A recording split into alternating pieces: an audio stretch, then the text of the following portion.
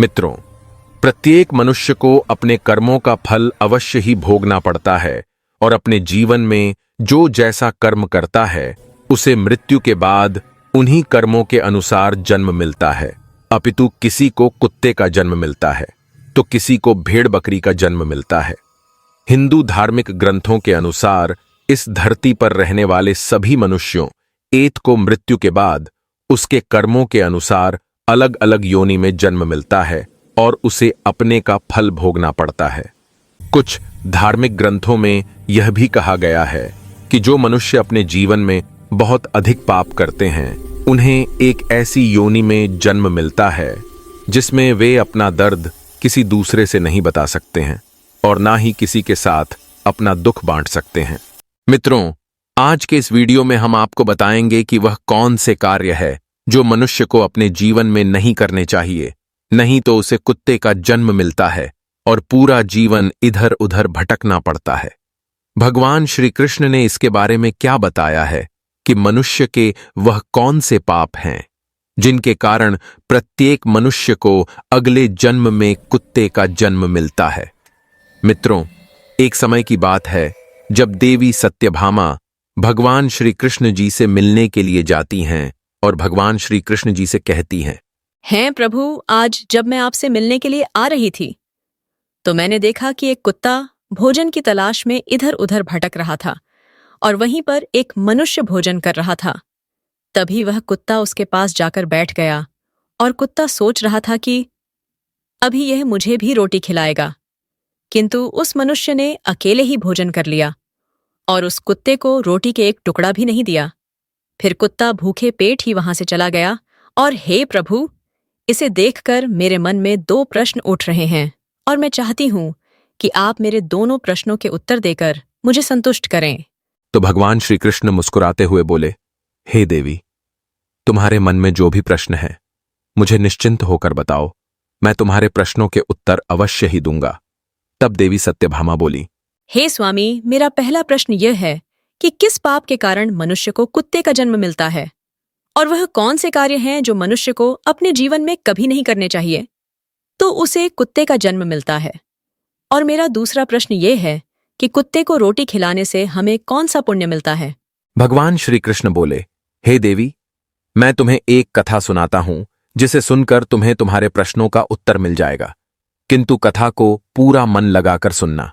मित्रों, जो भी इस कथा को ध्यानपूर्वक पूरा सुनता है उसे 100 कुत्तों को रोटी खिलाने का पुण्य मिलता है और साथ ही कमेंट में सच्ची श्रद्धा से जय श्री कृष्ण, जय श्री राम लिखे। तो चलिए कथा को शुरू करते हैं। तब आगे देवी सत्यभामा कहती हैं, हे प्रभु, आप कथा सुनाइए, मैं कथा को पूरा मन लगाकर सुनूंगी। कथा को सुनाते हुए भगवान श्री कृष्ण ने कहा, हे देवी, एक समय की बात है जब भगवान श्री राम सभा लगाकर अपनी सभा में बैठे हुए थे, तभी उन्हें एक कुत्ते की जोर जोर से रोने की आवाज सुनाई देती है। वहीं सभा में मौजूद द्वारपाल से उस कुत्ते को वहां से भगाने के लिए कहते हैं। तो द्वारपाल कुत्ते के पास जाता है और उसे वहां से भगा देता है। अब फिर अगले दिन जब भगवान श्री राम फिर से सभा में बैठे होते हैं, तभी वह कुत्ता फिर से वहीं पर आकर बैठ जाता है और जैसे ही भगवान श्री राम सभा में कुछ कहना प्रारंभ करते हैं, फिर से वह कुत्ता जोर जोर से रोने लगता है। किंतु इस बार भी द्वारपाल कुत्ते के पास जाता है और उसे वहां से भगा देता है। फिर तीसरे दिन जब प्रभु श्री राम सभा में बैठे थे, तो फिर से वहीं उस स्थान पर कुत्ता आया और उसी स्थान पर बैठकर जोर जोर से रोने लगा। तो भगवान श्री राम ने मन में सोचा कि यह कुत्ता मेरे दरबार में रोज रोज आकर रोने क्यों लगता है, जबकि इसे तो कोई मारता भी नहीं है, फिर भी यह रोज मेरे ही दरबार में आकर क्यों रोता है। फिर इतना सोचकर भगवान श्री राम ने द्वारपाल से कहा कि हे द्वारपाल, उस कुत्ते को मेरे दरबार में लेकर आओ। तब एक द्वारपाल उस कुत्ते के पास जाता है और उससे कहते हैं, हे श्वान, तुम रोज यहां पर ही आकर क्यों रोते हो, और अब तुम चलो, प्रभु श्री राम ने तुमको अपने दरबार में बुलाया है। तब कुत्ता बोला, हे मुनिवर, मैं एक कुत्ता हूं और कुत्तों का मंदिर, राजभवन तथा रसोई घर या गौशाला जैसे पवित्र स्थान पर जाना मना है। मुझे अपवित्र माना जाता है, इसीलिए मैं प्रभु श्री राम के दरबार में नहीं जा सकता हूं। तुम स्वयं ही प्रभु श्री राम से जाकर कह दो यदि उन्हें मुझसे मिलना है तो वे स्वयं यहां पर आ जाएं। किंतु मैं वहां पर दरबार में नहीं जा सकता। ये कुत्ते की यह बात सुनकर द्वारपाल प्रभु श्री राम के पास जाता है और कुत्ते द्वारा कही गई सारी बातें उन्हें बताता है। फिर भगवान श्री राम कुत्ते के पास आते हैं और कहते हैं, हे श्वान, तुम रोज मेरे दरबार में आकर क्यों रोते हो? क्या मेरे द्वारपाल ने आपको मारा है या फिर मुझसे कोई गलती हो गई है? तब वह कुत्ता बोला, नहीं प्रभु, नहीं आपसे कोई गलती हुई है, ना ही आपके द्वारपाल ने मुझे मारा है। तो भगवान राम ने कहा, तब फिर रोज तुम मेरे दरबार में आकर क्यों रोते हो?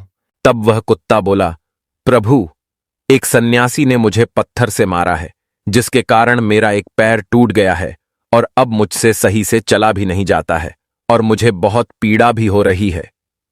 इसीलिए प्रभु मैं आपके दरबार में आकर रोता हूं। प्रभु मैंने सुना है कि आप सबका न्याय करते हैं।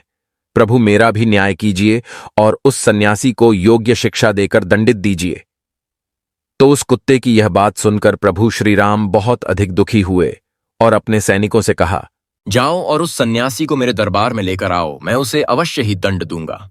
मित्रों, फिर सैनिक जाते हैं, उस सन्यासी को प्रभु श्री राम के दरबार में लेकर आते हैं। फिर प्रभु श्री राम उस सन्यासी से कहते हैं, यह जो कुत्ता बोल रहा है, ये श्वान जो कह रहा है वह सत्य है। तुमने इस कुत्ते को पत्थर से मारा है, जिससे इसके पैर में बहुत अधिक चोट आई है और अब इस कुत्ते को बहुत अधिक पीड़ा हो रही है, जिसके कारण यह ठीक से चल भी नहीं पा रहा है। इसने क्या अपराध कर दिया था जो तुमने इसे इतनी बड़ी सजा दी है कि इसका पैर ही तोड़ दिया है? तो वह सन्यासी बोला, प्रभु मैं अपनी झोली लेकर भिक्षा मांगने के लिए रास्ते से जब जा रहा था, तभी यह कुत्ता मेरे पास आया और अपनी पूंछ हिलाने लगा। जब मैंने इसे खाने के लिए कुछ नहीं दिया तो इसने मेरी भिक्षा का अन्न छू लिया था, जिसके कारण मैंने क्रोध में आकर पत्थर उठाकर इसको मार दिया। पत्थर बहुत अधिक बड़ा होने के कारण इसका पैर ही टूट गया। अब सन्यासी की यह बात सुनकर प्रभु श्री राम उस सन्यासी पर बहुत अधिक क्रोधित हुए और उन्होंने सन्यासी से कहा, यह कुत्ता एक अज्ञानी जीव है। इसने अपना पेट भरने के लिए ऐसा किया। इसे इतना ज्ञान नहीं है कि किसी का अन्न नहीं छूना चाहिए, इसीलिए इस कुत्ते ने ऐसा किया। किंतु आप तो एक सन्यासी हैं, आपके अंदर तो ज्ञान है कि किसी भी जीव को इस तरह से नहीं मारना चाहिए, फिर भी आपने इस जीव को मारा। इसीलिए अपराध इस कुत्ते ने नहीं, बल्कि अपराध तो आपने किया है। आप इतने बड़े ज्ञाते हुए भी इस कुत्ते को मारा है, इसीलिए अपराधी आपको ही माना जाएगा। फिर प्रभु श्री राम ने उस कुत्ते से कहा, यह सन्यासी तुम्हारा अपराधी है और अब तुम ही बताओ कि इस सन्यासी को क्या सजा दी जाए। कुत्ते ने कहा, प्रभु इस सन्यासी को किसी नगर का राजा बना दीजिए। तब प्रभु श्री राम ने कहा, ठीक है, इसे एक नगर का राजा बना दिया जाएगा। और फिर उस सन्यासी को सुंदर वस्त्र पहनाकर एक घोड़े पर बिठा दिया और उस सन्यासी को एक महल में ले गए। उसे वहां के एक नगर का राजा बना दिया गया। फिर जब वह सन्यासी राजा बन गया तब बहुत अधिक खुश था और मन में सोचने लगा, वह कुत्ता सच में बिल्कुल पागल ही था। मैंने उसका पैर तोड़ दिया था और उसने मुझे सजा देने के बजाय मुझे इस नगर का राजा बना दिया।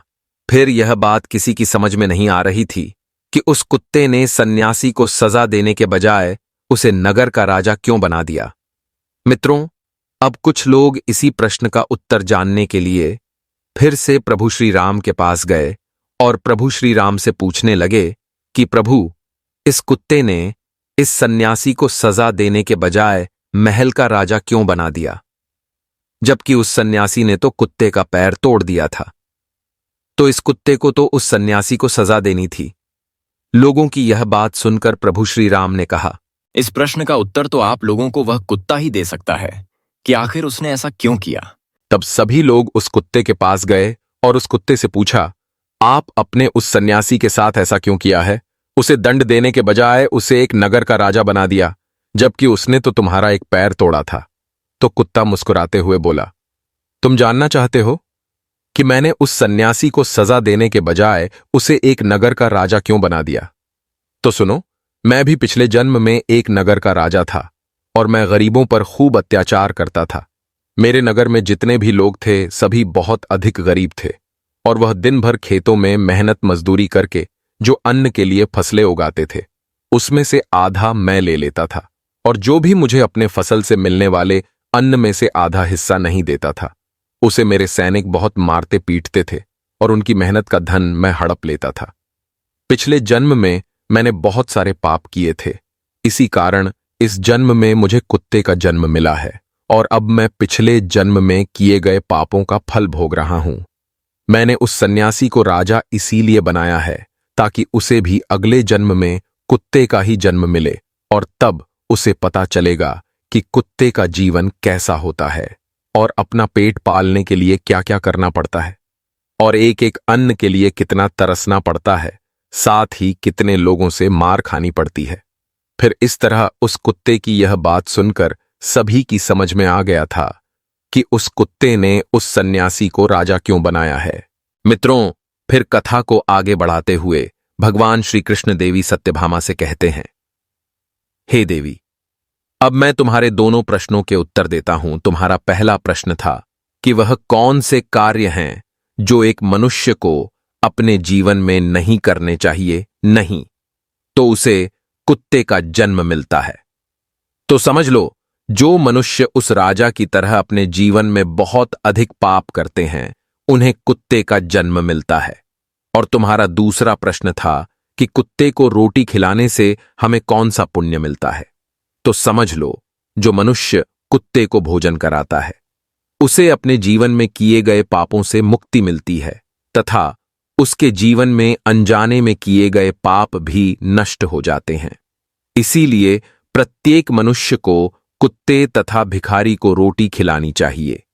फिर देवी सत्यभामा कहती हैं, प्रभु, पृथ्वी लोक पर कुछ मनुष्य ऐसे भी हैं जो द्वार पर आए कुत्ते को मारकर भगा देते हैं और कभी भी कुत्ते तथा गाय को रोटी नहीं खिलाते हैं, परंतु वह लोग पूजा पाठ बहुत अधिक करते हैं।